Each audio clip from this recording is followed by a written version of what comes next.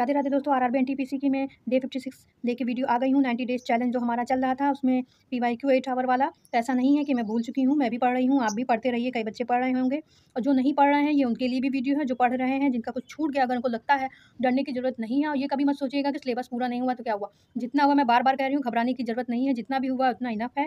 उसी को बस बार-बार रिवाइज़ करिए, प्लस उसका नोट्स बना के देखते रहिए, रिवीज़न करिए, पीवाईक्यू और टेस्ट देते रहिए और रिवीज़न दैट्स इट।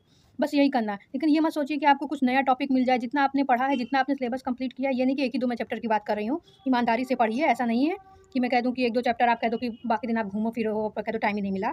जिनको पढ़ना नहीं है मैं उनकी बात नहीं कर रही हूँ, जो पढ़ रहे हैं मैं उनकी बात कर रही हूँ कि प्रॉपर टाइम के अकॉर्डिंग जिन्होंने पूरा शेड्यूल से जो मैंने दिया था उनको जैसे-जैसे उनको टारगेट दिया था उन्होंने कंप्लीट किया है, उस अकॉर्डिंग अगर उन्होंने अपना किया है, तो अगर वो उतना भी ओवरऑल कर लेंगे और प्रॉपर रिवीज़न करेंगे और प्लस पीवाईक्यू टेस्ट देते रहेंगे, तो डेफिनिटली वो एग्ज़ाम क्लियर कर लेंगे।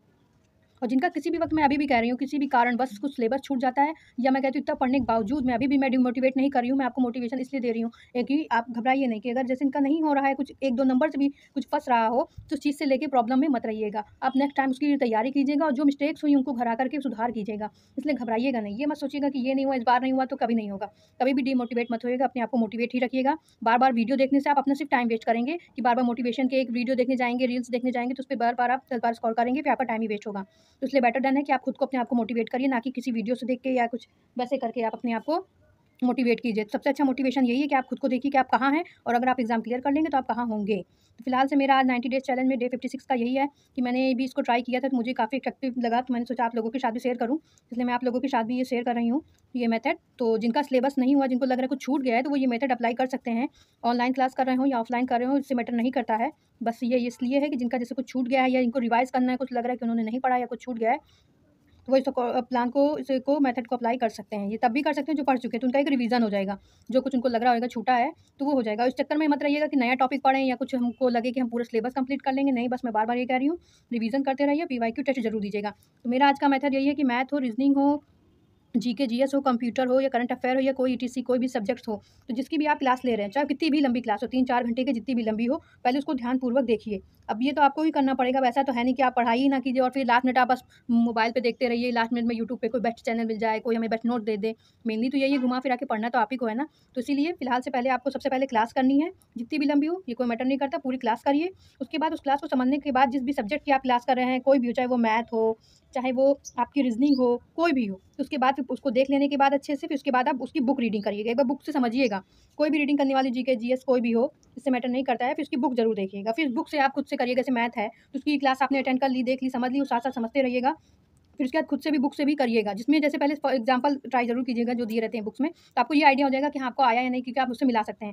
फिर उसके बाद आप अपने स्कूल में टीचर से पूछ लीजिएगा यदि आपको कोई क्वेश्चन फँस रहा हो तो। फिलहाल से पहले उसकी बुक पढ़िएगा, फिर उसके बाद उसका नोट्स बनाते जाइएगा।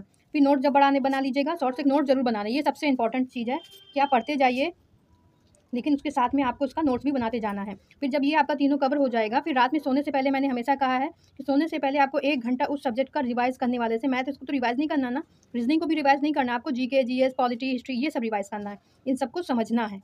बाकी नोट्स में आपको सिर्फ़ 1 घंटा सोने से पहले जिसको जैसा लगे, जब आप दिन पर दिन पढ़ते जाएँगे, तो वो 1 घंटा भी आपको कम होता जाएगा समय। जब आप इस टेक्निक को अपनाएँगे तो आपको खुद अंतर समझ में आ जाएगा।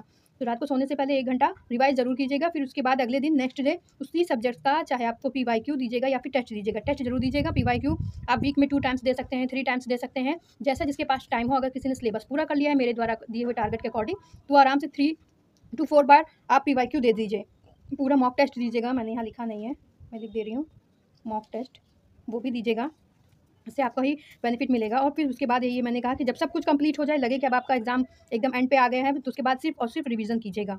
जितना भी आपने जो पढ़ा है उन सबका रिवीज़न करते जाइएगा।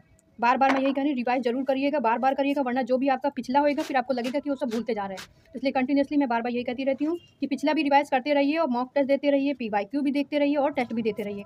और नोट्स ज़रूर बनाइएगा। एक शॉर्ट नोट्स आपका ये रहेगा कि कभी भी आप ओपन कर लेंगे, फिर उसके बाद क्योंकि एंड टाइम पे आप अपनी क्लास या बुक नहीं देख सकते हैं, तो जो आपके मेन बने हुए नोट्स हैं बस आपको वही देखना होगा, क्योंकि आपने वो ही बनाया हुआ है। इसलिए मैंने इसको हमेशा कहा मोस्ट इंपॉर्टेंट है, नोट ज़रूर बनाइएगा, क्योंकि वो आपकी एक समरी छोटा नोट्स बन जाएगा जिसको आप जल्दी से पढ़ सकते हैं। तो वो एक तरीके से समझिए वो 6 घंटे की क्लास को आपने 1 घंटे में कवर कर लिया है, तो वो आपका पूरा बहुत बेनिफिट देगा। तो इसलिए मैं बार-बार ये कहती हूँ अच्छे से ध्यान से पढ़िए, बार-बार मोटिवेशन वीडियो देखने से बेहतर है, खुद को मोटिवेट करिए और अच्छे से उसको पढ़िए।